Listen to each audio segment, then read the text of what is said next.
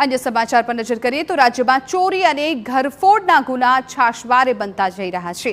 अनेक चोरी करती गैंग है राज्य में आतंक मचावी रही है, त्यारे दाहोद एलसीबीए आ प्रकारनी जे गैंग ने दबोची लीधी। पोलीसे वॉच गोठवी गैंगना मुख्य आरोपी बाबू मावी सहित अन्य 2 शख्सोने झड़पी पाड्या। गैंगे जामनगरना ध्रोल में मंदिर में चोरी करी हती, तो आ तरफ वडोदरा में पण घरफोड़ चोरी जेवा कुल 7 गुना आचर्या होवानुं पण सामे आव्युं छे। पोलीसनी तपासमां आ खुलासो थयो छे। महत्वनुं छे के पोलीसे गैंग पासेथी ध्रोलना मंदिરના दागीना અને રોકડ સહિત અન્ય ઘરફોડ ચોરીનો 54,000નો મુદ્દામાલ છે એ જપ્ત કર્યો છે।